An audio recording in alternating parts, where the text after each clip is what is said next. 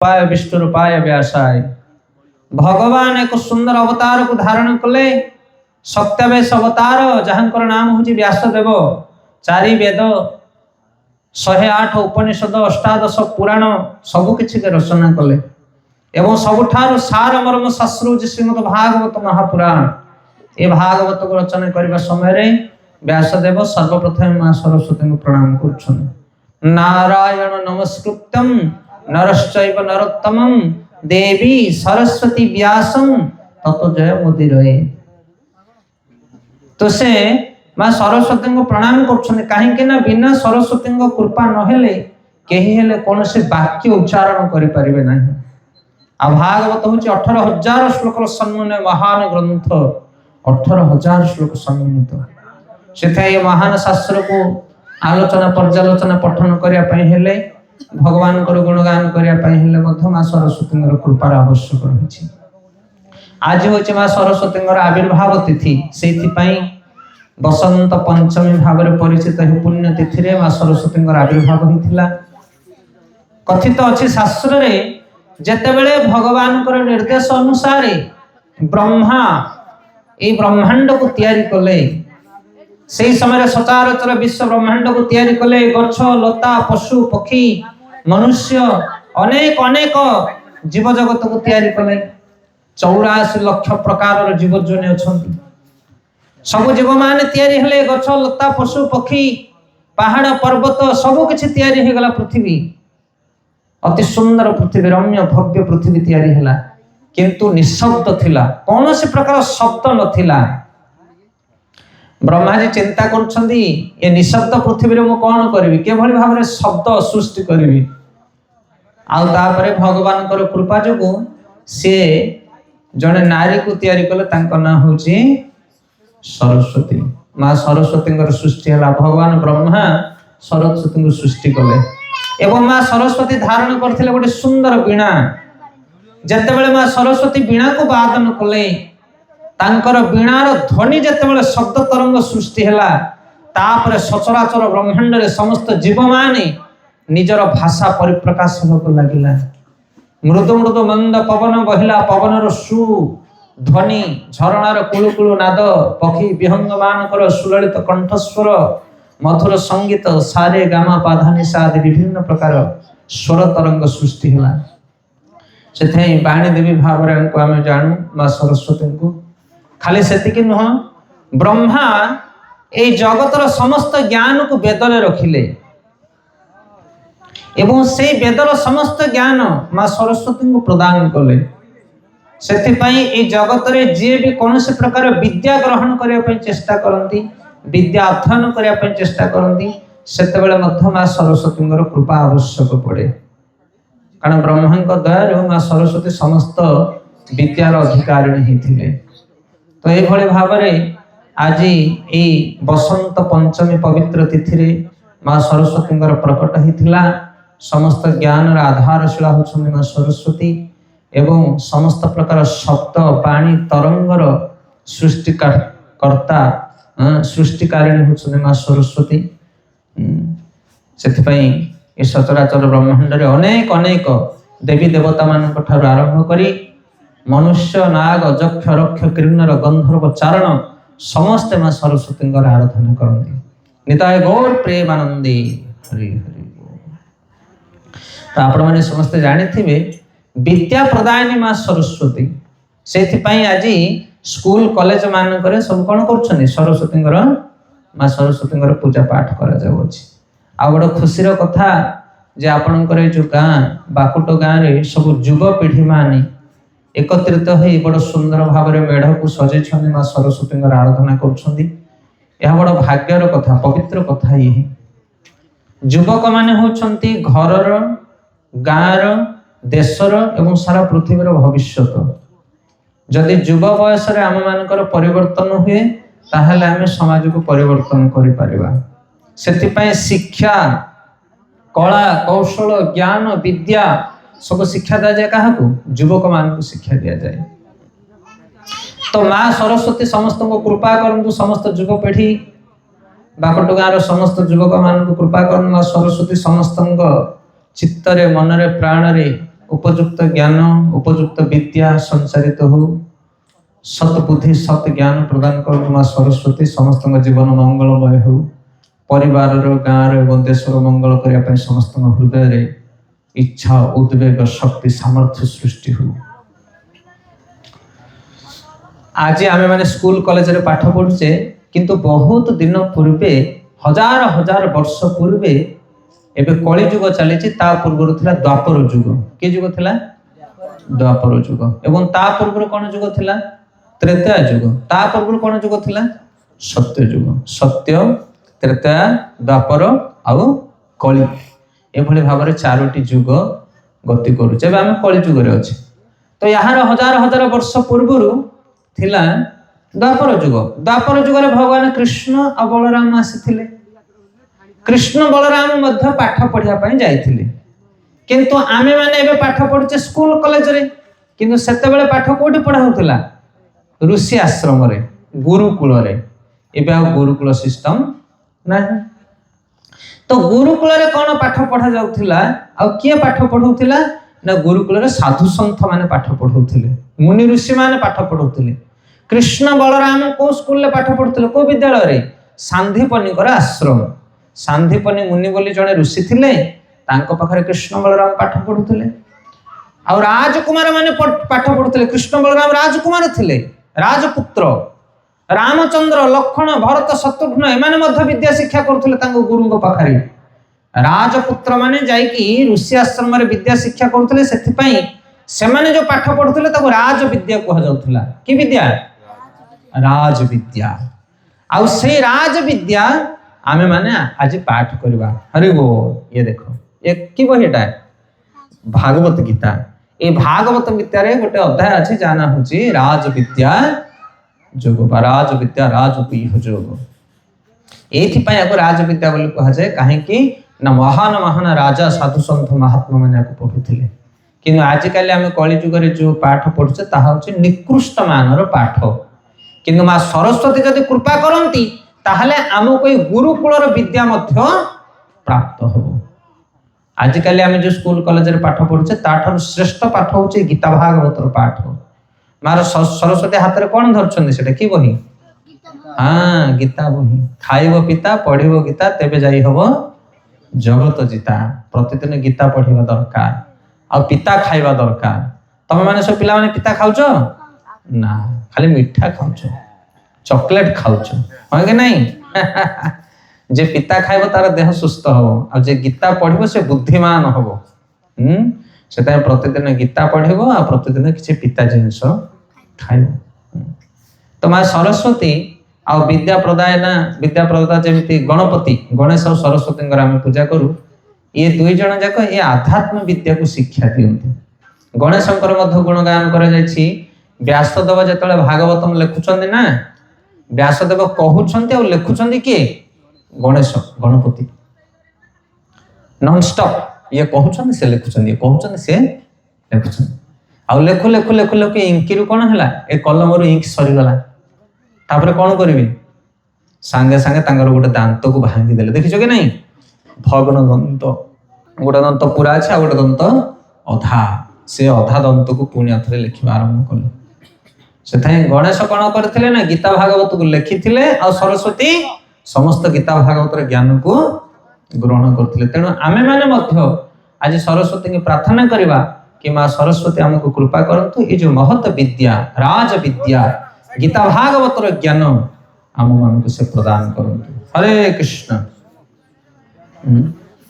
तो जदि आमे माने गीता भागवत रे ज्ञान को ग्रहण करिबा ताहले आम जीवन रे सब समस्या नष्ट हो जाय सेटा होची प्रकृत ज्ञान आ स्कूल कॉलेज जो आम विद्या शिक्षा करछे एहा द्वारा प्रकृत समस्या समाधान होबनी देखो बहुत बड़ बड़ पाठ पढ़ी बहुत डिग्री हासिल करी डॉक्टर इंजीनियर हे मध्य आमे देखुछ अनेक लोक माने दुष्ट काम करूछन तुमे देखियो बड़ बड़ जो सार माने अछन अध्यापक माने अछन से माने मध्य सिगरेट खाउछन कि नहीं अरे तुमे देखते पाठ पढ़ी सिगरेट कोन पय खाउछ ड्रिंक्स करूछन को भाषा कहउछन एमिति केमति बहुत अधिक पाठ पढ़ी मध्य विद्यालय कॉलेज रो ज्ञान ग्रहण करी मध्य मनुष्य माने सुधरी पारु नाहंती एते एते पाठ पढ़ी के लोक कौन करछन्दी डकायत करछन्दी करछन्दी के नहीं संतरासवाद हे जाइछन्दी अन्य मान को कष्ट दोछन्दी पीड़ा दोछन्दी पाठ रे जदी उपयुक्त ज्ञान थांदा ताहले पाठ पढ़िया लोक एमिति खराब काम करनते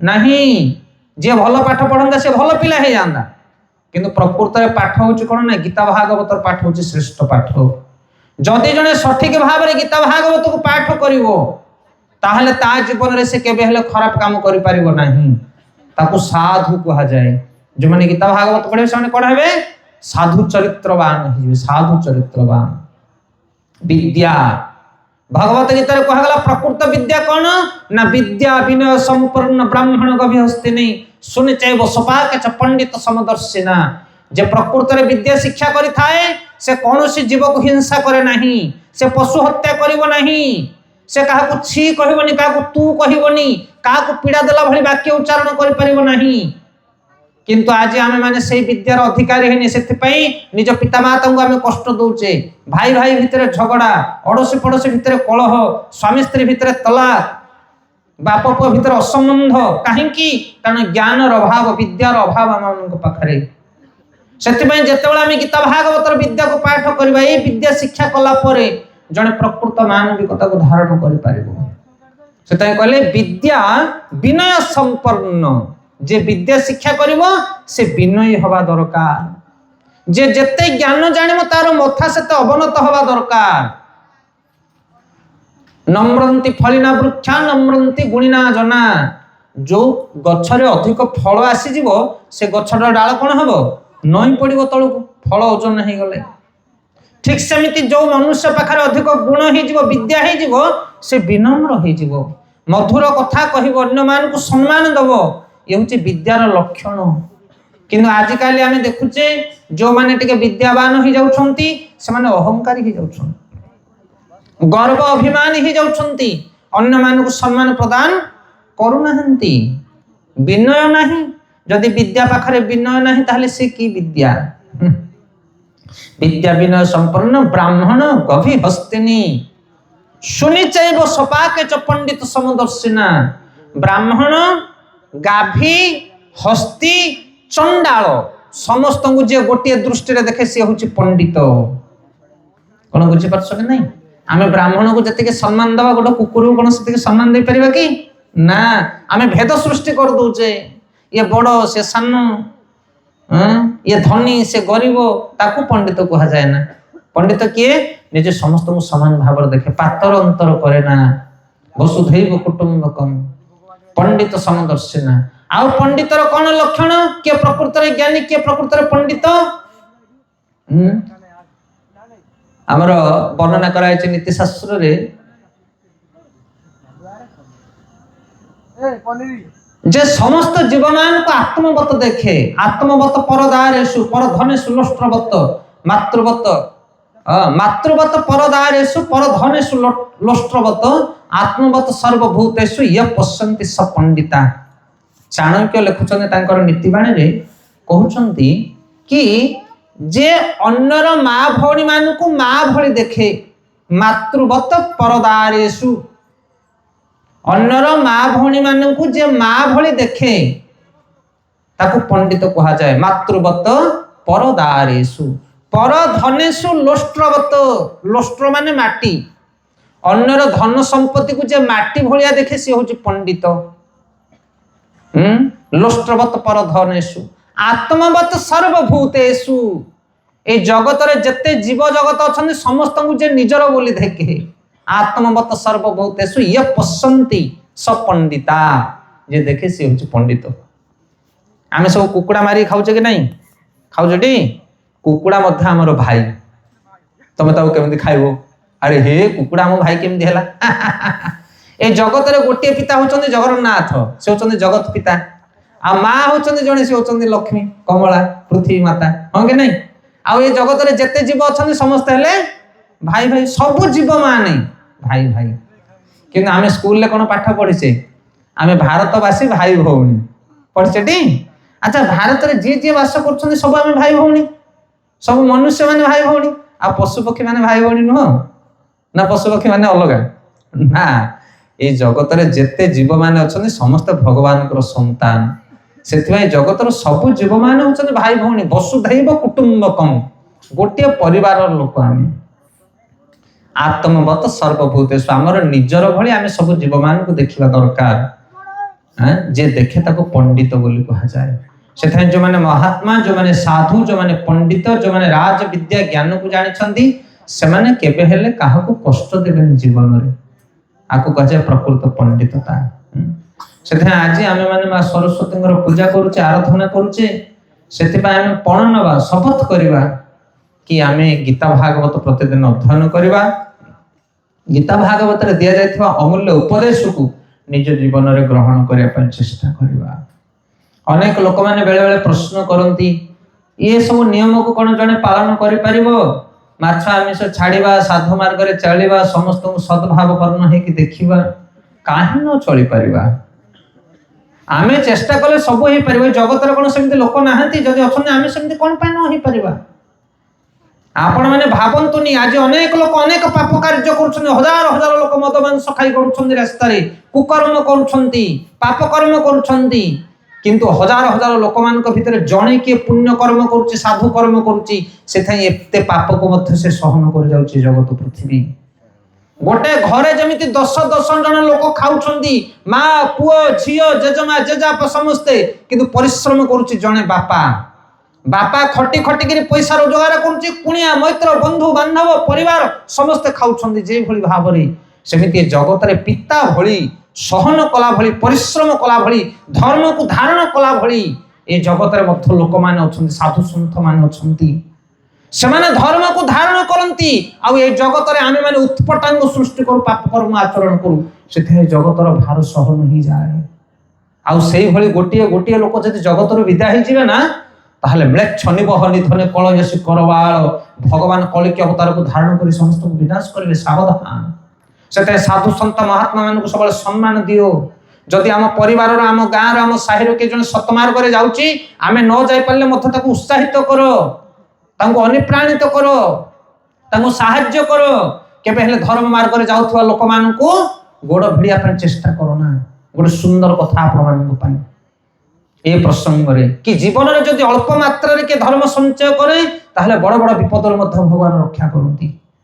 ଗୋଟିଏ ଗାଁରେ ଗୋଟେ ଗରିବ ବ୍ରାହ୍ମଣ ବ୍ରାହ୍ମଣୀ 2 ଜଣ ରହୁଥାନ୍ତି। ଧନ ଦରବ ବୋଲି କିଛି ନାହିଁ, ତାଙ୍କର ଭିକ୍ଷାବୃତ୍ତି କରି ବ୍ରାହ୍ମଣ ଆଣେ, ଆଉ ବ୍ରାହ୍ମଣୀ ଯାହା ଟିକେ ପାଏ ସେତିକି ରୋଷେଇ କରିକି ଭଗବାନଙ୍କୁ ଭୋଗ ଲଗେଇ ଚଳି ଯାଆନ୍ତି। ଭାରି ଧର୍ମ ପରାୟଣ, ସତ୍ ପ୍ରବୃତ୍ତି, ଜ୍ଞାନବାନ, ବିଜ୍ଞ। ଦିନ ପରେ ଦିନ ଅତିବାହିତ ହେଇ ଚାଲିଲା, କିନ୍ତୁ ସେଇ ଗାଁର ଲୋକମାନେ ଏତେ ଦୃଷ୍ଟ କହିଲେ ନ ସରେ। ଚାଷ ଲୋଟା ପଶରି ଦୁନିଆ ପ୍ରକାର ଖରାପ କାର୍ଯ୍ୟ କରନ୍ତି, ମଦ ମାଂସ ଭକ୍ଷଣ କରନ୍ତି, କୁ ଭାଷା କୁ କଥା ଆଚରଣ କରନ୍ତି, ପାପ କାର୍ଯ୍ୟରେ ଲିପ୍ତ ରହନ୍ତି ସାହିର ଲୋକମାନେ, ଗାଁର ଲୋକମାନେ। କିନ୍ତୁ ବ୍ରାହ୍ମଣ ବ୍ରାହ୍ମଣୀ ଭାରି ଧର୍ମବନ୍ତ। ବ୍ରାହ୍ମଣୀ ସବୁବେଳେ କହେ, ବ୍ରାହ୍ମଣଙ୍କୁ କହେ, ଆମର ତ ଧନ ସମ୍ପତ୍ତି କିଛି ନାହିଁ, ଗୋଟେ ଭଙ୍ଗା ଚାଳିଆରେ ଆମେ ଅଛେ, ଲୁଗାପଟା 2 ଖଣ୍ଡ, ବାସନ କୁସନ 4 ଖଣ୍ଡ, ଏ ଗାଁ ଛାଡ଼ି ଦେଇକି ଆମେ ଚାଲ ପଳେଇବା। କଣ ପାଇଁ ଏ ପାପପୂର୍ଣ୍ଣ ଗାଁରେ ରହିବା? ଏ ଲୋକ ଭଲ ନାହାନ୍ତି, ବ୍ୟବହାର ଆଙ୍କର ଭଲ ନୁହଁ, ଧର୍ମ ନୀତି କୌଣସି ଜିନିଷ କରୁନାହାନ୍ତି ଏ ଗାଁର ଲୋକ। ଯିବା କୋଉ ପୋଖରୀ ହୁଡାରେ କୋଉଠି ହେଲେ ରାସ୍ତା କଡ଼ରେ କୁଡ଼ିଆ ଟିକେ କରିକି ରହିବା, ଆମର ତ କିଛି ନାହିଁ। କିନ୍ତୁ ବ୍ରାହ୍ମଣ ମନା କରେ, କହେ ଭଗବାନଙ୍କର ଇଚ୍ଛା, ସେଥିପାଇଁ ଆମେ ଏଠି ରହିଛେ, ଆମେ ଗାଁ ଛାଡ଼ିକି ଯିବା ନାହିଁ। ଦିନ ପରେ ଦିନ ଅତିବାହିତ ହେଇ ଚାଲିଲା। ଥରେ ବ୍ରାହ୍ମଣ ରାଜରାସ୍ତାରେ ଆସୁଛନ୍ତି ଚାଲି ଚାଲି ଦାଣ୍ଡ ମଝିରେ, ସେ ଗାଁର ଲୋକମାନେ ତାଙ୍କୁ କିଛି କୁ ଭାଷା ପ୍ରୟୋଗ କଲେ, ଖରାପ ବ୍ୟବହାର କଲେ। ସେଦିନ ବ୍ରାହ୍ମଣଙ୍କୁ ଭାରି ଦୁଃଖ ଲାଗିଲା। କହିଲା ନା ନା ନା, ବ୍ରାହ୍ମଣୀ ଯାହା କହୁଛି ସତ କଥା, ଆଉ ଏ ଗାଁରେ ରହି ହବ ନାହିଁ। ବ୍ରାହ୍ମଣୀର କଥାରେ ବ୍ରାହ୍ମଣ ରାଜି ପଡ଼ିଲା। 2 ଜଣ ଯାକ ଲୁଗା ପଟା ବାସନ କୁସନ ଯାହା ଥିଲା 2ଟା ଗଣ୍ଠେଳି କରି ବ୍ରାହ୍ମଣ ବ୍ରାହ୍ମଣୀ ଗାଁ ଛାଡ଼ିକି ବାହାରିଲେ। ହରିବୋଲ। ଗାଁ ଛାଡ଼ି ଦେଇକି ଯେମିତି 8-10 ପାହୁଣ୍ଡ 50 ପାହୁଣ୍ଡ ଆଗକୁ ଯାଇଛନ୍ତି, ଅକସ୍ମାତ ସେ ଗାଁରେ ନିଆଁ ଲାଗିଗଲା। 10 ମିନିଟ୍ ଭିତରେ ଗାଁ ପୋଡ଼ିକି ଧ୍ୱଂସ ହେଇଗଲା। ବ୍ରାହ୍ମଣ ବ୍ରାହ୍ମଣୀ ବୁଲିକି ଚାହୁଁଛନ୍ତି, ହୁତୁ ହୁତୁ ହେଇ ଗାଁ ଜଳୁଥାଏ। ଆପଣମାନେ ଜାଣିଛନ୍ତି ଏମିତି କଣ ପାଇଁ ଘଟିଲା? କାରଣ ଗାଁରେ ଅଧର୍ମ ପ୍ରବଳ ହଉଥିଲା, କିନ୍ତୁ 2 ଜଣ ଧର୍ମପରାୟଣ ବ୍ୟକ୍ତି ଥିଲେ ବ୍ରାହ୍ମଣ ବ୍ରାହ୍ମଣୀ। ତାଙ୍କର ଧର୍ମ ଯୋଗୁଁ ଗାଁଟା ବଞ୍ଚିକି ଥିଲା। ଆଉ ଯେତେବେଳେ ସେମାନେ ଗାଁକୁ ପରିତ୍ୟାଗ କଲେ, ଗାଁର ଧର୍ମ ଅସମ୍ଭାଳ ହେଇଗଲା। ସେଥିପାଇଁ ଆମ ଜୀବନରେ ବି ବେଳେ ବେଳେ ହୁଏ। ଆମେ ବି ଟିକେ ପୂଜା ପାଠ ଧର୍ମ କର୍ମ କରିବା ଦରକାର ମନୁଷ୍ୟ ଜନ୍ମ ପାଇଁ। ଯଦି ଆମେ ସବୁ ଧର୍ମ କର୍ମକୁ ପରିତ୍ୟାଗ କରିବା, ତାହେଲେ ଆମର ମଧ୍ୟ କେତେବେଳେ ଜୀବନ ଚାଲିଯିବ ତାର ଠିକଣା ନାହିଁ। ସେଥିପାଇଁ ସାବଧାନ।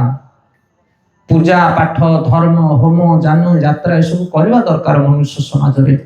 ଗାଁରେ ଅଷ୍ଟପ୍ରହରୀ ହଉଛି, ସେଥିରେ ଆମେ ସାହାଯ୍ୟ କରିବା ଦରକାର। ପୂଜା ପାଠ କରୁଛନ୍ତି, ସରସ୍ୱତୀ ପୂଜା, ଗଣେଶ ପୂଜା, ବିଶ୍ୱକର୍ମା ପୂଜା, ଯଜ୍ଞ ହୋମ ଆଦି, ଏଥିରେ ନିଜେ ଅଂଶଗ୍ରହଣ କରିବା ଦରକାର, ସାହାଯ୍ୟ ସହଯୋଗ କରିବା ଦରକାର। ଧର୍ମମୟ କାର୍ଯ୍ୟ ଜୀବନରେ ଯେତେବେଳେ ଆସୁଛି କିଛି ନା କିଛି ଆଚରଣ କରିବା ଦରକାର। ସେଥିପାଇଁ ବହୁତ ବହୁତ ଧନ୍ୟବାଦ। ଏଇ ଯୋଉ ଯୁବକ ଭାଇମାନେ ଏତେ ସୁନ୍ଦର ଏଠି ସରସ୍ୱତୀ ପୂଜା କରିଛନ୍ତି, ଗ୍ରାମବାସୀ ମାନଙ୍କୁ ବହୁତ ବହୁତ ଧନ୍ୟବାଦ। ସେମାନେ ସାହାଯ୍ୟ ସହଯୋଗ ଯୋଗୁଁ ଏତେ ସୁନ୍ଦର କାର୍ଯ୍ୟ ହେଇପାରିଛି। ତ এই ଭାଗବତ ଗୀତାରେ ଆମେ କିଛି ପ୍ରସଙ୍ଗ ଆଜି ଆଲୋଚନା କରିବା। ଆମେ ଯୋଉଟା ଟିକେ ପୂର୍ବରୁ କହୁଥିଲେ କି ଯଦି ଜଣେ ରାଜବିଦ୍ୟାକୁ ଜାଣେ, ମା ସରସ୍ୱତୀଙ୍କର କୃପାରୁ ଉପଯୁକ୍ତ ଜ୍ଞାନକୁ ଗ୍ରହଣ କରେ, ତାହେଲେ ଜଗତରେ ସମସ୍ତଙ୍କୁ ସେ ନିଜର ବୋଲି ଭାବିବ ଏବଂ ତା ଜୀବନରେ ପରମ ସୁଖ ପାରମ ଆନନ୍ଦରେ କାଳତିପାତ କରିପାରିବ। ଆଜିକାଲି ସମାଜରେ ବିଭିନ୍ନ ପ୍ରକାର ଦୁଃଖ କଷ୍ଟ ଅସୁବିଧାର ଗୋଟିଏ କାରଣ କ'ଣ? ଗୋଟେ କାରଣ ଆମେ ନିଜକୁ କେହିଲେ କଣ୍ଟ୍ରୋଲ କରିପାରୁନି। ମନୁଷ୍ୟ ଜାଣୁଛି ଶୁଣୁଛି ତଥାପି ପାପ କର୍ମ କରୁଛି, ହଁ କି ନାଇଁ? କିଏ ଜାଣିନି ଖରାପ କାମ କୋଉଟା? ସମସ୍ତେ ଆମେ ଜାଣିଛେ, ତଥାପି ଖରାପ କାମରେ ଲିପ୍ତ ରହୁଛେ। ଏହି ପ୍ରସଙ୍ଗରେ ଭାଗବତ ଗୀତାରେ ଅର୍ଜୁନ ଭଗବାନ କୃଷ୍ଣଙ୍କୁ ପଚାରୁଛନ୍ତି କି ହେ କୃଷ୍ଣ, ହେ ଯଦୁପତି, ଆମେ ଯଦିଓ ଜାଣୁଛୁ ଭଲ କ'ଣ ମନ୍ଦ କ'ଣ, ତଥାପି ତାକୁ ଜୀବନରେ ଆଚରଣ କରିପାରୁନୁ। ଶ୍ରୀମଦ ଭାଗବତ ଗୀତା 13ଶ ଅଧ୍ୟାୟ କର୍ମଯୋଗ, ତୃତୀୟ ଅଧ୍ୟାୟ କର୍ମଯୋଗରେ ପଚାରୁଛନ୍ତି ଅର୍ଜୁନ ପ୍ରଶ୍ନ, କହୁଛନ୍ତି ଅଥ କେନ ପ୍ରୟୁକ୍ତୟ ପାପ ଚରତି ପୁରୁଷ ଅନିଚ୍ଛାନପି ବା ସ୍ନେହ ବଳାଦୀପ ନିୟୋଜିତ। କହିଲେ ହେ ବାସ୍ନେୟ, ହେ ବୃଷ୍ଟିବଞ୍ଚକ ଭଗବାନ କୃଷ୍ଣ, ଅଥ କେନ ପ୍ରୟୁକ୍ତୟ ପାପ ଚରତି ପୁରୁଷ, କଣ ପାଇଁ ମନୁଷ୍ୟ ପାପ କର୍ମ କରେ ଜଗତରେ? ଅନିଚ୍ଛାନପି ବା ସ୍ନେହ ବଳାଦୀପ ନିୟୋଜିତ। ଗୋଟେ ମନୁଷ୍ୟ ଇଚ୍ଛା କରେ ନା ପାପ କରିବା ପାଇଁ, ତଥାପି ଏମିତି ଲାଗେ ଯେମିତି ତାକୁ ବଳପୂର୍ବକ କିଏ ପାପ କରୁଛି, ଏମିତି ଲାଗେ ବେଳେ ବେଳେ। ଖରାପ ଅଭ୍ୟାସ ଖରାପ କର୍ମ କରି ଲୋକମାନେ ଚେତି ଯାଆନ୍ତି, କାନ ମୋଡି ଦିଅନ୍ତି, ନାଇଁ କାଲି ଠାରୁ ମୁଁ ଆଉ ଖରାପ କାମ କରିବି ନାହିଁ, କିନ୍ତୁ 4 ଦିନ ପରେ ପୁଣି ଆଉଥରେ ସେ କାମ ଲାଗିଯାନ୍ତି। କିଏ କରାଏ ତାକୁ? କାଲି ଯୋଉ ଲୋକ କାନ ମୋଡିଥିଲା ଆଜି ପୁଣି ସେ କର୍ମ କ'ଣ ପାଇଁ କରୁଛି? କିଏ ଏମିତି କାର୍ଯ୍ୟ କରୁଛି? ପ୍ରଶ୍ନ ପଚାରୁଛନ୍ତି ଅର୍ଜୁନ। ଅଥ କେନ ପ୍ରୟୁକ୍ତ ପାପ ଚରତି ପୁରୁଷ ଅନିଚ୍ଛାନପି ବସ୍ନେୟ ବଳାଦୀପ ନିୟୋଜିତ। ବଳପୂର୍ବକ କେହି ଜଣେ ମତେ ଯେମିତି କ'ଣ କରୁଛି ନା ବାଧ୍ୟବଶତଃ ନେଇକି ମତେ ଯୁକ୍ତ କରୁଛି। ଭଗବତ ଗୀତା 3ୟ ଅଧ୍ୟାୟ ଶ୍ଲୋକ ନମ୍ବର 36। ତାପରେ ଭଗବାନ କହୁଛନ୍ତି 37 ନମ୍ବର ଶ୍ଲୋକ, ଉତ୍ତର କ'ଣ? ମନୁଷ୍ୟ କ'ଣ ପାଇଁ ପାପ ଆଚରଣ କରେ? ଏ ବିଷୟରେ ଯଦି ଜଣେ ଗମ୍ଭୀରତା ପୂର୍ବକ ଜାଣିବ, ତାହେଲେ ସେ ପାପ କର୍ମରୁ ନିବୃତ୍ତି ହେଇପାରିବ। ଆମେ ସମସ୍ତେ ଜାଣିଛେ ପାପ କ'ଣ ପୁଣ୍ୟ କ'ଣ। ଅନ୍ୟକୁ କଷ୍ଟ ଦେବା, ଅନ୍ୟର ଧନକୁ ଅପହରଣ କରିବା, କାୟ ମନ ବାକ୍ୟରେ ଅନ୍ୟକୁ ପୀଡ଼ା ଦେବା ହେଉଛି ପାପ। ପର ଦରବକୁ ଗରଳ ସମ ମଣିବା ପାଇଁ ଶକ୍ତି ଦିଅ କ୍ଷୁଦ୍ର ହୃଦୟ ପ୍ରଭୁ ଜଗତ ସାଇଁ। ଛୋଟବେଳେ ଆମେ ସ୍କୁଲରେ ପାଠ ପଢୁଥିଲୁ ପ୍ରାର୍ଥନାରେ, ପର ଦରବ ହେଉଛି ଗରଳ। ଗରଳ ମାନେ କ'ଣ? ବିଷ। ତାକୁ ଯଦି ଆମେ ଭକ୍ଷଣ କରିବା, ଗ୍ରହଣ କରିବା, ତାହେଲେ ଆମର ବିନାଶ ହବ। ହେ ଜଗତ ସାଇଁ, ହେ ଜଗନ୍ନାଥ, ଆମକୁ କୃପା କର, ଶକ୍ତି ଦିଅ, ଯେମିତି ପର ଧନକୁ ଆମେ ଜୀବନରେ ଗ୍ରହଣ କରିବୁ ନାହିଁ। ମା ଭଳି ଦେଖିବୁ ଜଗତର ସମସ୍ତ ନାରୀ ମାନଙ୍କୁ, ସୁହୃଦ ଭଳି ଦେଖିବୁ ସମସ୍ତ ଜୀବମାନଙ୍କୁ, କିନ୍ତୁ ଆମେ ପାରୁନେ। ଆମେ ନିଜ ପରିବାର ଲୋକମାନଙ୍କୁ ସହନ କରିପାରୁନେ, ଅନ୍ୟ ଜଗତକୁ କ'ଣ ସହିବା?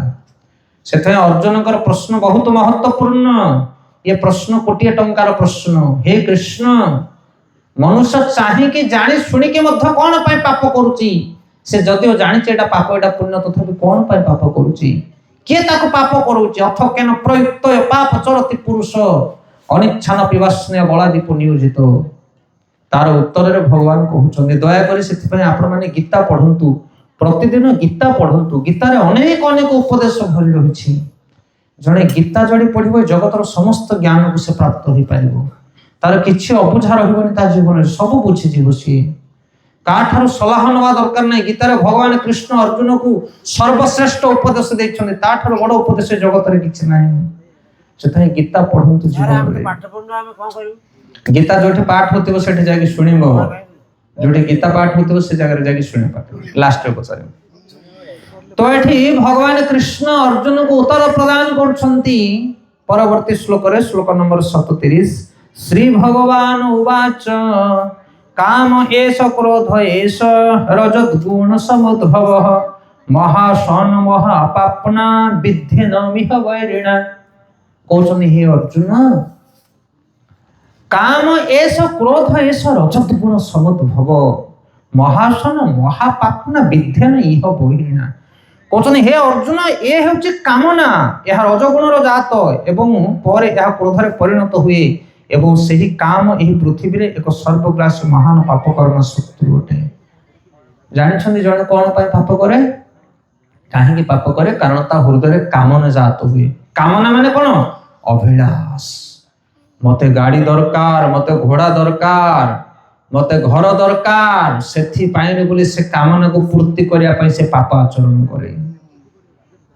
काम काम माने इच्छा अभिलाष जहाँ मन रे कौन से प्रकार अभिलाष नहीं सुखे राम दुखे राम जहाँ मते मिलिला मु सेतिक रे खुशी मोर जगत रे किछि दरकार नहीं से केबे पाप करिवो नहीं किनु जा जीवन रे किछि चाहिबो ए जगत रु किछि कामना जार रहिला से पाप करिवो निश्चित भाबरे अच्छा मनुष्य हृदय रे कामना कोन पय आसुची ए जगत रे सब भेराइटी रे लोक अछन साइकिल चलाया लोक अछन गाड़ी चलाया लोक अछन मारुति चलाया लोक अछन ट्रेन चलाया लोक अछन प्लेन चलाया लोक मध्य अछन जा बाटरे से जाउछन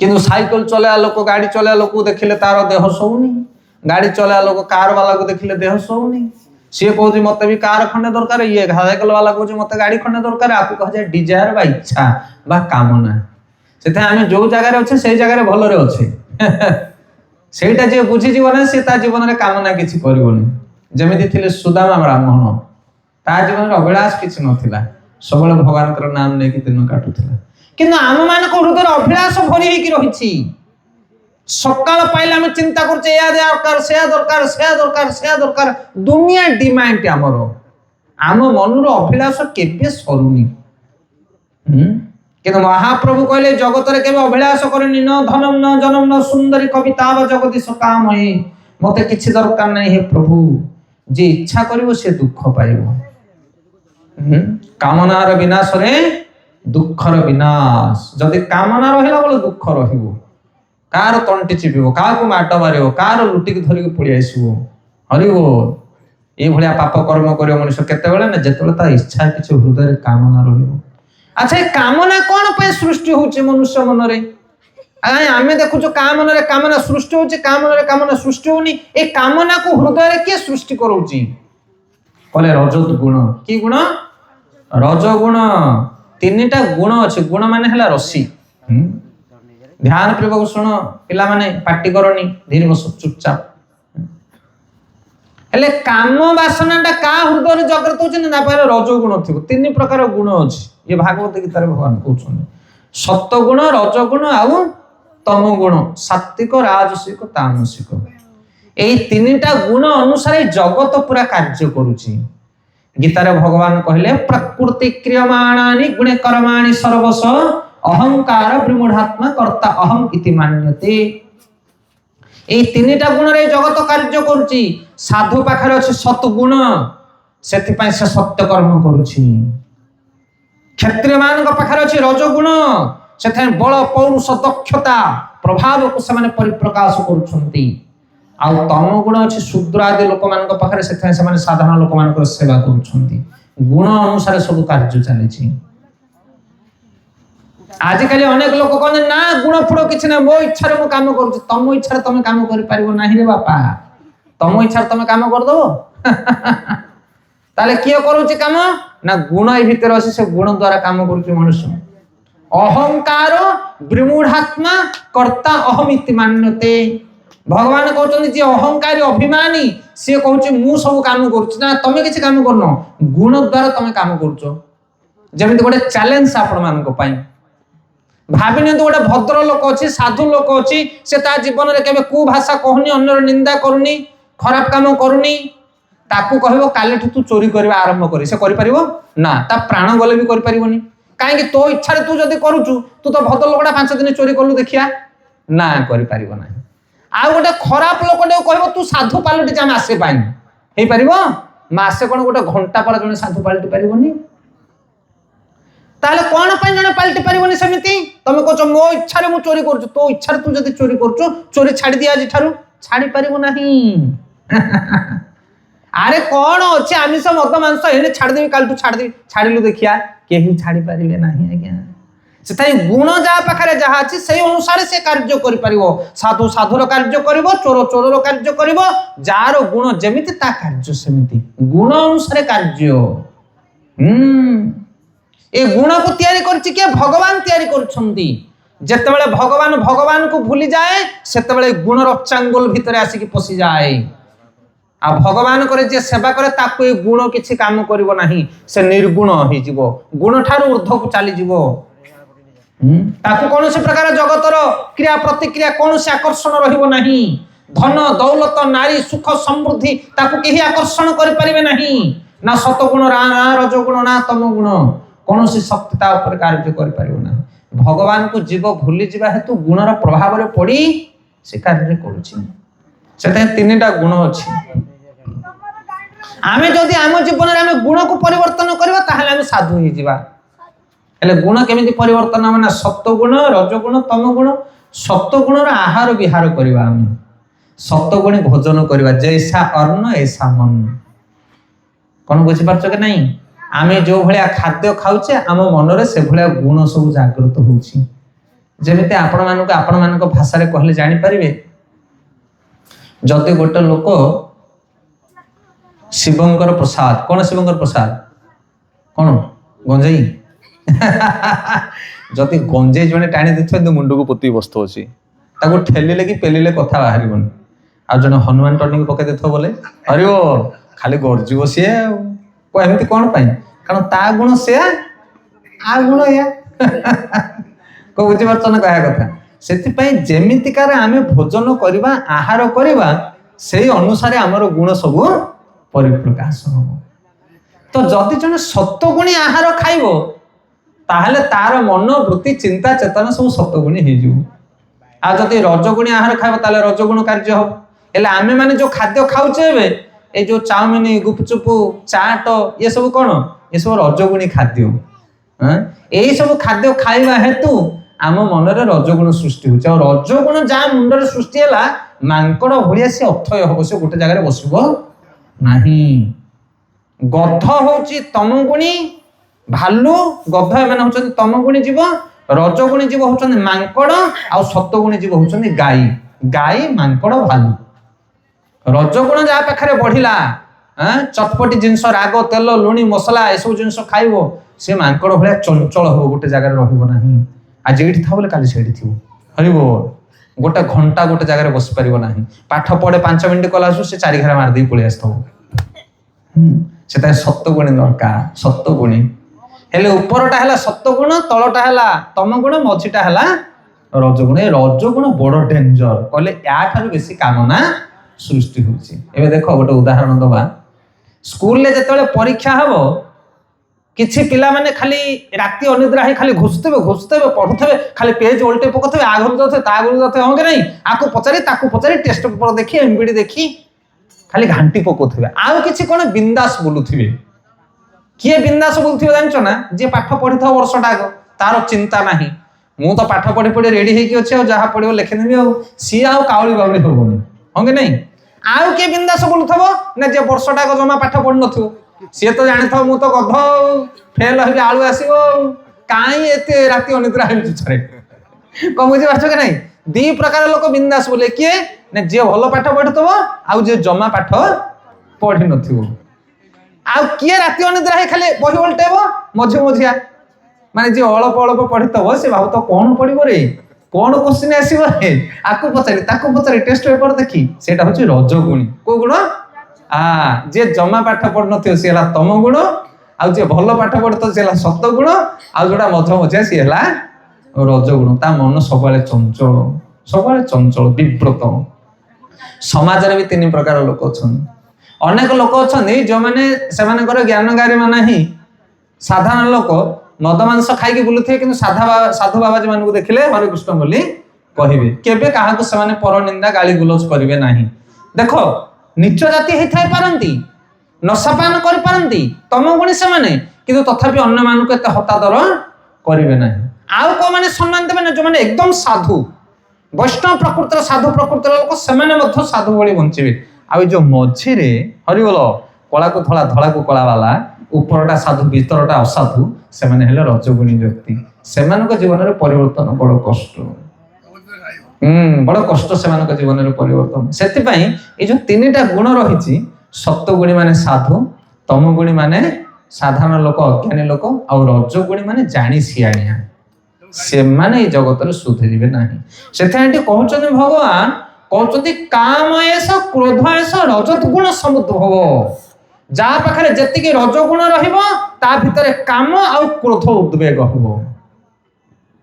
କାମନାରୁ କ୍ରୋଧ ଜାତ ହୁଏ। ମୁଁ ଗୋଟେ ଇଚ୍ଛା କରୁଛି ଏଇଟା ହବା ଦରକାର, ସେଟା ନ ହବ ବୋଲେ କ୍ରୋଧ ହବ। ତମେ ସକାଳୁ କହିଦେଇଛ ପତ୍ନୀ କି କହିବ ଡାଲି ଟିକେ ଆଳୁ ଭଜା ଟିକେ କରିବ, ତମେ ବୁଲିକି ଆସିଲା ଆସୁ ଦେଖିଲା ଆସୁ ଡାଲି ଆଳୁ ଭଜା ହେଇନି, ହରିବୋଲ ରାଗିବ। ଆଉ ମୁଁ କହିଥିଲି ତମେ କାହିଁ କଲନି? ଆଉ ଯଦି ତମେ ପତ୍ନୀ କହିବ ଯାହା କରୁଛ କର, ଯାହା ଘରେ ଅଛି ଆଭେଲେବୁଲ ତାହା ରୋଷେଇ କର, ଆମେ ଖାଇବା ଗୋଟେ ମୁଠାଟେ, ସରିଲା। ରାଗ ରୁଷା କିଛି ନାହିଁ। କିନ୍ତୁ ମୁଁ କହିଛି ତମେ କାହିଁ ନ କଲ, ମାନେ ଇଏ ରଜଗୁଣ ପୂର୍ଣ୍ଣ ନହେଲେ, କାମନାର ପୂର୍ତ୍ତି ନହେଲେ କ୍ରୋଧ ଜାତ ହବ। ଆଉ କାମନା ପୂର୍ତ୍ତି ହେଇଗଲେ ତା ଭିତରୁ ଲୋଭ ଜାତ ହବ। ସେଥିପାଇଁ ତିନିଟା ଜିନିଷ, କାମ କ୍ରୋଧ ଲୋଭ, ଏଇ ତିନିଟା ନରକକୁ ଦ୍ୱାର। କାମନା ପୂର୍ଣ୍ଣ ହେଲେ ଲୋଭ ହବ, କାମନା ପୂର୍ଣ୍ଣ ନ ହେଲେ କ୍ରୋଧ ହବ। କାମରୁ ଦିଟା ଜିନିଷ ବାହାରୁଛି, କ୍ରୋଧ ଆଉ ଲୋଭ। ସେଥିପାଇଁ ଆଉ କାମନା କୋଉଥିରୁ ସୃଷ୍ଟି ହଉଛି? ରଜଗୁଣରୁ ସୃଷ୍ଟି ହଉଛି। ସେଥିପାଇଁ ଆଜିକାଲି ସମାଜରେ ଏ ଯୋଉ ଖାଦ୍ୟ, ପରିବେଶ, କଥାବାର୍ତ୍ତା, ଚାଲି ଚଳନ, ବସ୍ତ୍ର, ପୋଷାକ ସବୁ ରଜଗୁଣୀ ହେଇଯାଇଛି, ସବୁ ରଜଗୁଣୀ। ଏ ଦେଖୁନାହାନ୍ତି ବାଇକ୍ ଜାଗା ଯୋଉ ଧରିକି ବୁଲୁଛନ୍ତି, କେମିତିକା ବାଇକ୍, ସେ ଜଣେ ବସିଲେ ଦି ଜଣ ବସିବାକୁ ଜାଗା ନଥିବ। ଗୋଟେ ଟ୍ରାକ୍ଟର ଚଲେଇଲେ ଯେତିକି ତେଲ ସେ ବାଇକରେ ସେତିକି ତେଲ ପଡୁଥିବ। ଏ ହଉଛି ରଜଗୁଣୀ ଜିନିଷ ସବୁ। ରଜଗୁଣୀ ବହୁତ ସୌଖନୀ ପଦାର୍ଥ, ଏସବୁ ଜିନିଷ ବ୍ୟବହାର କରିବା କଥା ନୁହଁ ମନୁଷ୍ୟ। ଆଉ ଏସବୁ ଜିନିଷ ବ୍ୟବହାର କଲା ମାତ୍ରକେ ତମ ମନରେ ବହୁତ ବିଭିନ୍ନ ପ୍ରକାର କଣ ହବ? ଖରାପ ଗୁଣ ସବୁ ଜାତ ହବ। ହରେ କୃଷ୍ଣ। ତ ତାପରେ କହୁଛନ୍ତି କି ଏଇ ରଜଗୁଣ ଆଉ କ୍ରୋଧକୁ ଉପଶମ କରିବା ପାଇଁ ଉପାୟ କଣ? କଣ କଲେ ଏସବୁ ଶାନ୍ତ ହେଇପାରିବ? ସେଥିପାଇଁ ଧ୍ୟାନ ପୂର୍ବକ ମନେ ରଖିବେ, ଜୀବନରେ କେବେ ଖରାପ ବସ୍ତୁ ଖାଇବେ ନାହିଁ, ଆହାରକୁ ସବୁବେଳେ ଶୁଦ୍ଧ କରିବେ। ଆଉ ଭଗବାନ କହୁଛନ୍ତି ପରବର୍ତ୍ତୀ ସମୟରେ, କହୁଛନ୍ତି ଏ ଯୋଉ ରଜଗୁଣ ବା ଏ ଯୋଉ କାମ କ୍ରୋଧ ଏସବୁ ଇନ୍ଦ୍ରିୟ ମାନଙ୍କ ଉପରେ ଥାଏ। କୋଉଥିରେ ଥାଏ? ଇନ୍ଦ୍ରିୟ ମାନଙ୍କ ଉପରେ। ଆଉ ଇନ୍ଦ୍ରିୟ ମାନଙ୍କର ରାଜା ହଉଛି ମନ। ମନ ଉପରେ ଏସବୁ ନିବାସ କରିଥାଏ। ସେଥିପାଇଁ ମନ କହିବ ଏଇଟା ଖାଇବି, ମନ କହିବ ସେଟା ଖାଇବି, କିନ୍ତୁ ତାକୁ ଚାପିକି ରଖିବାକୁ ପଡିବ। ଆଇସ୍କ୍ରିମ ଆସିଲା ଯଦି ଗାଁ ଦାଣ୍ଡରେ ଆଇସ୍କ୍ରିମ ଆଇସ୍କ୍ରିମ ଆଇସ୍କ୍ରିମ ବୋଲେ କଣ ହଉଛି? ପାଟିରୁ ଲାଳ ଗଡୁଛି, ଆଇସ୍କ୍ରିମ ଖଣ୍ଡେ ଦରକାର। ତାପରେ ଧାଇଁକି ଯାଇକି ଆମେ କଣ କରୁଛେ? ବାବାକୁ ମମିକୁ ପଚାରୁଛେ, କହୁଛେ ପଇସା ଦିଅ ଆଇସ୍କ୍ରିମ ଖାଇବି ନା ନାଇଁ। ତାପରେ ବାବା ମନା କରେ ସେଟା ଖାନି, ଦେହ ଖରାପ, ଥଣ୍ଡା ଦିନ, ନାକରୁ ପାଣି ବାହାରୁଛି, ଜ୍ୱର ହଉଛି। ତାପରେ ତମେ ମନକୁ ଟିକେ ବୁଝିବ, ନାଇଁ ସତ କଥା ମତେ ଜ୍ୱର ହଉଛି, ମୁଁ ଆଉ ଖାଇବିନି। ଯଦି ମନଟା ମାନିଗଲା ତାହେଲେ ଆଉ ତମେ ଆଇସ୍କ୍ରିମ ଖାଇବ ନାହିଁ। ମନ ଯଦି ନ ମାନିଲା ତାହେଲେ ଆଇସ୍କ୍ରିମ ପାଇଁ କାନ୍ଦିବ, ଗଡିବ, ପଇସା ନବ, ଖାଇବ, ତାପରେ ନାକରୁ ପାଣି ବୋହିବ, ହାରିବ। ସେଥିପାଇଁ ମନକୁ ଯିଏ ସୁଧାରି ଦେଲା ତା ଜୀବନରେ ସେ ଉନ୍ନତି ପାଇଗଲା। ଗୀତାରେ ଭଗବାନ କହୁଛନ୍ତି, ହେ ଅର୍ଜୁନ, ମନ ହଉଛି ସବୁଠାରୁ ବଡ ମିତ୍ର, ଆଉ ମନ ହଉଛି ସବୁଠାରୁ ବଡ ଶତ୍ରୁ। ଯାହାର ନିଜ ଇଚ୍ଛାରେ ଶୁଣିଲା ମନ, ନିଜର ବୋଲ କଲା, ସେ ମନ ହଉଛି ମିତ୍ର। ଆଉ ଯାହାର ବୋଲ ମାନିଲା ନାହିଁ ମନ, ସିଏ ହେଲା ବଡ ଶତ୍ରୁ। ଆଉ ମନକୁ ସାଇଜ କରିବା ପାଇଁ ହେଲେ କଣ ଦରକାର? ମନ୍ତ୍ର ଦରକାର। କଣ ଦରକାର? ମନ୍ତ୍ର। ମନ୍ତ୍ର ପାଠ କଲେ ମନ ନିୟନ୍ତ୍ରଣରେ ରହିବ। ଆଉ କଳିଯୁଗରେ ଗୋଟିଏ ମନ୍ତ୍ର ହଉଛି ସର୍ବଶ୍ରେଷ୍ଠ ମନ୍ତ୍ର, ସେଟା ହଉଛି ହରିନାମ ମହାମନ୍ତ୍ର। ହରେ କୃଷ୍ଣ କୃଷ୍ଣ କୃଷ୍ଣ ହରେ ହରେ, ହରେ ରାମ ରାମ ରାମ ହରେ ହରେ। ଜଣେ ଯେତେ ଖରାପ ପିଲା ହଉ, ଖରାପ ଅଭ୍ୟାସ ଥାଉ, ଯଦି ପ୍ରତିଦିନ ଭଗବାନଙ୍କର ନାମ ଜପ କରିବ, ମନ୍ତ୍ର ପାଠ କରିବ, ତାହେଲେ ତା ମନଟା କଣ୍ଟ୍ରୋଲ ହେଇଯିବ। ଆଉ ଯେତେ ଖରାପ ଜିନିଷ ସାମ୍ନାରେ ରହିଲେ ମଧ୍ୟ, ମନ ଯେତେ ଆକର୍ଷିତ ହେଲେ ମଧ୍ୟ, ଇନ୍ଦ୍ରିୟ ମାନେ ଯେତେ ଟାଣିଲେ ମଧ୍ୟ, ଜୀବ କହିବ ଖାଇବି, ଆଖି କହିବ ଦେଖିବି, କାନ କହିବ ଶୁଣିବି, କିନ୍ତୁ ମନ ସମସ୍ତଙ୍କୁ କଣ କରିବ? ବ୍ରେକ୍ କରିଦବ, ନା ଏଇଟା ଦରକାର ନାହିଁ। କିନ୍ତୁ ମନ ଆମ ହାତରେ ନାହିଁ। ସେଇଥିପାଇଁ ମନ ଯାହା ଇଚ୍ଛା କରୁଛି ତାହା ଖାଉଛି, ରୋଗରେ ପଡୁଛେ, ବେମାର ପଡୁଛେ, ଘରେ ଅସୁବିଧା ହଉଛି, ସମସ୍ୟା ହଉଛି, ସମାଜରେ, ଗାଁରେ, ଘରେ। ସେଥିପାଇଁ ମନକୁ କଣ୍ଟ୍ରୋଲ କରିବା ଦରକାର। ହରି ବୋଲ। ଆଉ ଭଗବତ ଗୀତାରେ ଭଗବାନ କହୁଛନ୍ତି ପରବର୍ତ୍ତୀ ଶ୍ଲୋକରେ, ଏ କାମନା ହଉଛି ଅଗ୍ନି ଭଳିଆ। ମନ ଆଇସ୍କ୍ରିମ ଖାଇବାକୁ କହୁଛୁ ମାନେ ତାକୁ 4-5ଟା ଆଇସ୍କ୍ରିମ ଦେଇଦେଲେ ତା ମନ ଭରିଯିବନି। କାଲି କହିବ ଆହୁରି ଖାଇବି, ପରଦିନ କହିବ ଆହୁରି ଖାଇବି। ସେଥିପାଇଁ ନିଆଁରେ ଯେତିକି ତମେ ଘୃତ ପକେଇବ, ନିଆଁ ଜଳିବ ନା ବନ୍ଦ ହବ? ଜଳିବ। ସେଥିପାଇଁ ମନକୁ କେବେ ଅଧିକ ଭୋଗ ବସ୍ତୁ ଦବ ନାହିଁ। ଏ ବିଷୟରେ ଗୋଟେ ବଢିଆ ସୁନ୍ଦର ଷ୍ଟୋରି କହିବା। ଗୋଟେ ରାଜାଙ୍କର ଗୋଟେ ସୁନ୍ଦର ଝିଅ ଥିଲା, ହେଲେ ତାର ସ୍ୱୟଂବର କରାହେଲା। ସ୍ୱୟଂବର ମାନେ ରାଜା ଝିଅଟି ବିବାହ କରିବ, ବର ଦରକାର। ତ ରାଜକନ୍ୟା କହିଲେ ମୁଁ ଗୋଟେ ସର୍ତ୍ତ ରଖିବି, ସେଇ ସର୍ତ୍ତରେ ଯିଏ ସଫଳ ହବ ମୁଁ ତାକୁ ବିବାହ କରିବି। ସର୍ତ୍ତ କଣ? ରାଜକନ୍ୟା କହିଲେ ଗୋଟେ ଛେଳି ବନ୍ଧା ହବ ଆମ ଦୁଆରେ, ସେ ଛେଳିକୁ ଯିଏ ଖାଇବା ପାଇଁ ଦେଇଦେଇ ପାଟି ବନ୍ଦ କରିଦବ ତାକୁ ମୁଁ ବିବାହ। ଛେଳି ପାଟି, କଣ ବୁଝିପାରୁଛ କି ନାଇଁ? ହେଲେ ଛେଳିକି ଯେତେ ଖାଇବା ପାଇଁ ଦେଲେ ତା ପାଟି କେହି ବନ୍ଦ କରିପାରିବେ ନାହିଁ। ଅନେକ ଲୋକମାନେ ଆସିଲେ, ଛେଳିକି ନେଇକି ଗଲେ, ତାକୁ ଖାଇବା ପାଇଁ ଦେଲେ ପେଟ ଭରା, ପୁଣି ଆଣିକି ଛାଡ଼ିଲା ଆସୁକୁ ଆଉ ଥରେ ତାକୁ ଦେଇଦେଲେ ସେ ପାଟି ଚଲାଏ, ତାକୁ ବନ୍ଦୀ କରି ରଖନ୍ତି। ଏମିତି ଅନେକ ଲୋକ ଆସିଲେ, ସେ ଛେଳିକି ଖାଇବା ପାଇଁ ଦେଲେ, କିନ୍ତୁ ତା ପାଟି କେହି ବନ୍ଦ କରିପାରିଲେ ନାହିଁ। ତାପରେ ଶେଷରେ ଗୋଟେ ଯୁବକ ଆସିଲା, ଚାଲାକ ବୁଦ୍ଧିମାନ ପିଲା, କହିଲା ମୁଁ ଏ ଛେଳିକୁ ନେଇକି ତାର ପେଟି ଭରିଦେବି, ସେ ଆଉ ଖାଇବ ନାହିଁ। ଧରିକି ଗଲା। ସେ ତାକୁ କଣ କଲା ଜାଣିଛ? ସେ ଖାଇବାକୁ ଦେଲାନି, ତା ଆଗରେ ଡାଳ ରଖିଲା, ବାଡି ରଖିକି ତା ମୁହଁକୁ ମାଡ ଦେଲା, କହିଲା ଖାଇବୁ ମାନେ ତୋ ମୁହଁକୁ ପିଟିବି। ଆରେ ବୋ, ସେ ଛେଳି ଯେମିତି ଖାଇବା ପାଇଁ ଇଚ୍ଛା କରେ ତା ମୁହଁକୁ ପିଟେ, ସେ ଯେମିତି ଖାଇବା ପାଇଁ ଇଚ୍ଛା କରେ ତା ମୁହଁକୁ ପିଟେ। ଏଇଭଳି ଭାବରେ ତାକୁ ଏମିତି ସାବାଟ କରିଦେଲା ଯେ ସିଏ ଆଉ ପାଟି ଖୋଲି ଖାଇଲା ନାହିଁ। ତାପରେ ଧରିକି ଆସିଲା ରାଜମହଲକୁ, କହିଲା ଦେଖ ଛେଳିର ମୁଁ ପେଟ ଭରି ଦେଇଛି, ଆଉ ସେ ଖାଇବ ନାହିଁ। ରାଜା ବର୍ତ୍ତମାନ ତା ଆଗରେ ଆଣିକି ବଢିଆ ଡାଳ ଦେଲେ, କିନ୍ତୁ ସେ ଛେଳି କଣ କରୁଥାଏ?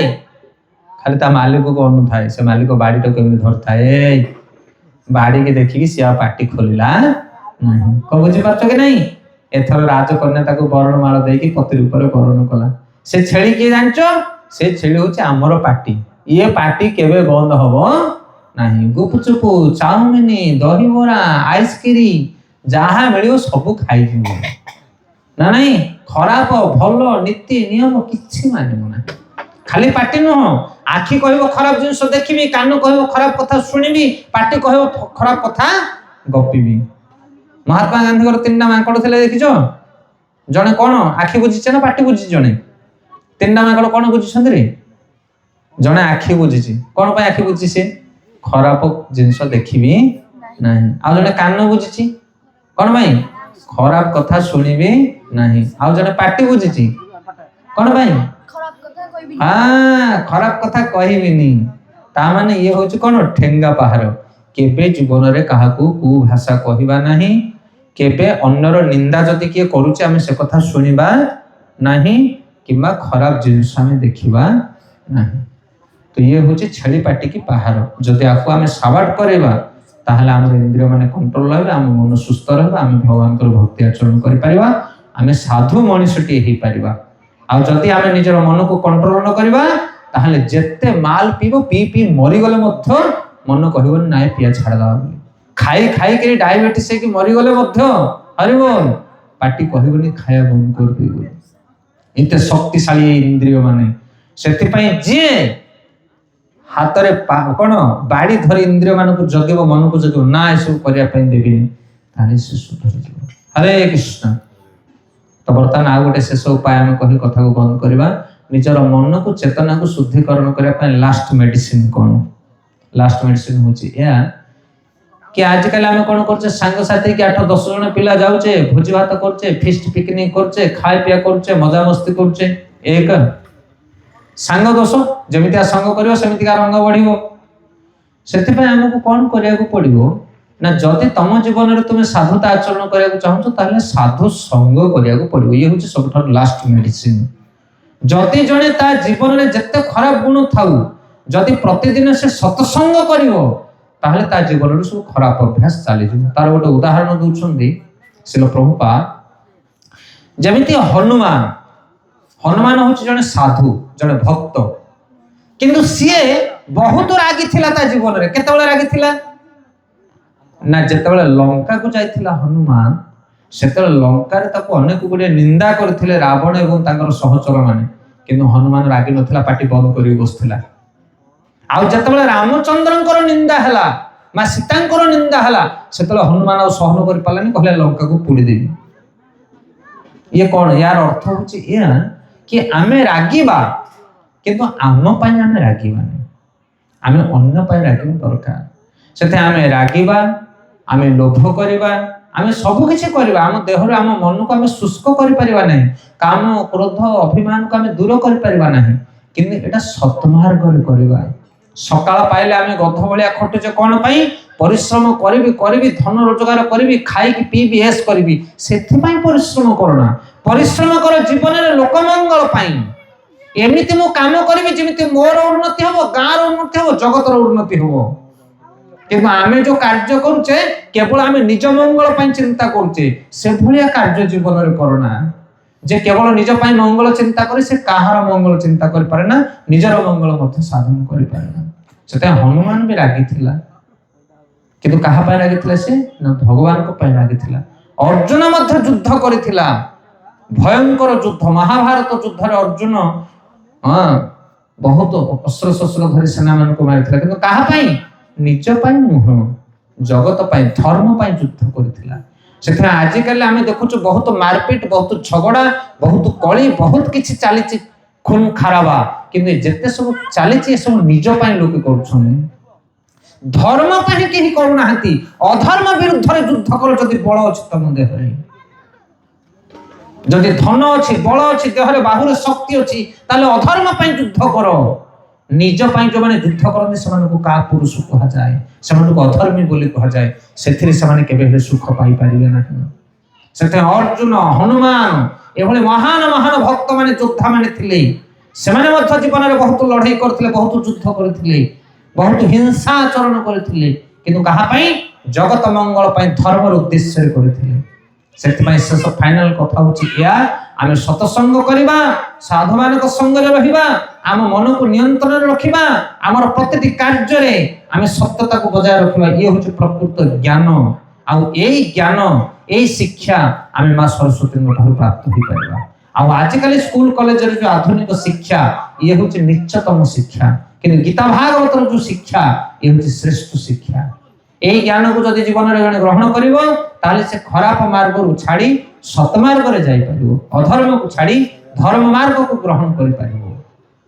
ସେଥିପାଇଁ ଜୀବନରେ ଆମେ ସରସ୍ୱତୀଙ୍କର ପୂଜା କରୁଛେ, ଆରାଧନା କରୁଛେ, ମାଙ୍କୁ ପ୍ରାର୍ଥନା କରିବା, ନିବେଦନ କରିବା, ହେ ମା ଜଗତ ଜନନୀ ବିଦ୍ୟା ପ୍ରଦାୟିନୀ ବୁଦ୍ଧି ପ୍ରଦାୟିନୀ, ଆମ ଉପରେ କୃପା କରନ୍ତୁ ଆପଣ।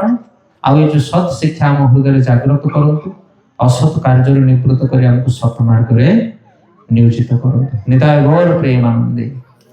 ବହୁତ ବହୁତ ଧନ୍ୟବାଦ। ଶେଷରେ ଆମେ 10 ମିନିଟ କୀର୍ତ୍ତନ କରିବା। ଆପଣମାନେ ସମସ୍ତେ ଜାଣିଛନ୍ତି ଯେ କଳିଯୁଗରେ ଭଗବାନଙ୍କର ନାମ ହେଉଛି ଶ୍ରେଷ୍ଠ। ଗୀତା, ଭାଗବତ, ପୁରାଣ, ହରିନାମ ହରିନାମ ହରିନାମ ଏବ କେବଲମ୍ କଲୋ ନାସ୍ତେବ ନାସ୍ତେବ ନାସ୍ତେବ ଗତିରେ ଅନ୍ୟଥା। ଶ୍ରୀମଦ୍ ଭାଗବତ ମହାପୁରାଣରେ ଶେଷରେ କୁହାଗଲା, ନାମ ସଂକୀର୍ତ୍ତନ ଯଶ ସର୍ବ ପାପ ପ୍ରଣଶମି। ଭଗବତ ଗୀତାରେ ଭଗବାନ କହୁଛନ୍ତି, ମନ୍ମନା ଭଗବତ ଭକ୍ତ ମଜ୍ଜାଜିନ ନମସ୍କୁରୁ। ସେଥିପାଇଁ ଭଗବାନଙ୍କର ନାମ ହେଉଛି କଳିଯୁଗର ଏକମାତ୍ର ଉପାୟ।